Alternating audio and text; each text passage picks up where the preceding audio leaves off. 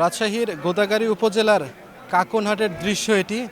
মূলত কাকনহাটে এটি কিন্তু শেষ হাট বসেছে। আপনারা জানেন যে আগামী ৭ই জুন অনুষ্ঠিত হতে যাচ্ছে পবিত্র ঈদুল আজহা।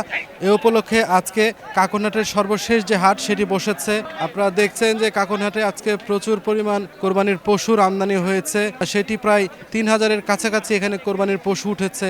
আমরা ক্রেতা বিক্রেতা উভয়ের সঙ্গে কথা বলেছি। ক্রেতারা বিশেষ করে বলছেন যে সকাল থেকে তারা প্রচুর পরিমাণ গরুর আমদানি দেখেছে, তবে কেনার কিন্তু সুযোগ হয়নি, কারণ বিক্রেতারা এত বেশি দাম চাচ্ছেন তারা আসলে কিনতে পারছেন না। উল্টো বিক্রেতারা কিন্তু অন্য কথা বলছেন। বিক্রেতারা বলছেন গবাদি পশুর খাদ্য খাবারের দাম আসলে অনেক বেশি হয়, এবার তাদের লালন পালন করতে গিয়ে আসলে যে পরিমাণ খরচ হয়েছে এবার পশু বিক্রি করে আসলে সেই দামই উঠছে না, বিক্রেতারা এমন কথা বলছেন।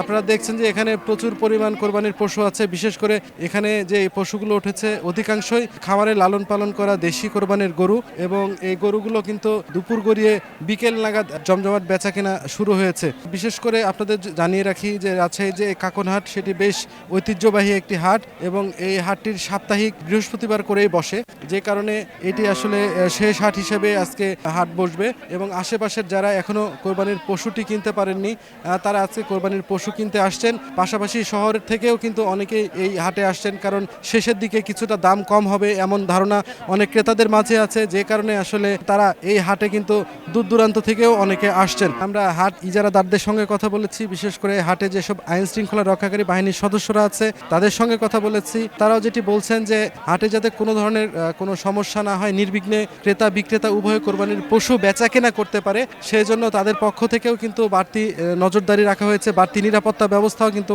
হাটে নেওয়া হয়েছে। পাশাপাশি হাট ইজারাদারদের পক্ষ থেকেও এখানে হাটে নিরাপত্তা কর্মী বাহিনী তারা দিয়েছেন, এবং হাটে জাল নোট শনাক্তকরণ মেশিন, বিশেষ করে ব্যাংকের বিভিন্ন কর্মকর্তারাও এখানে উপস্থিত আছে। পাশাপাশি এখানে ভেটেরিনারি টিম রয়েছে, যারা মনে করবেন যে তার কোরবানির পশুটি সুস্থ আছে কিনা, যারা কিনবেন তারা কিন্তু সেই সুযোগটিও এখানে পাবেন। ভাই, আপনার গরুর দাম কত চাচ্ছেন? দাম 95 চাচ্ছি ভাই। ক্রেতারা বলছে কত? 80 ভাঙিয়া এরকম বলছে। কত হলে ছাড়বেন? 80-র উপরেই ভাই টার্গেট। কি অবস্থা হাটে কোরবানির পশুর দাম কেমন দেখছেন? একটু বেশি দাম, আজকে দামটা বেশি গরু অনুযায়ী, আর যতগুলো গরু উঠছে আজকে দামটা একটু বেশি যাচ্ছে। দাম কত চাচ্ছেন? 1,05,000। ক্রেতারা বলছে কত?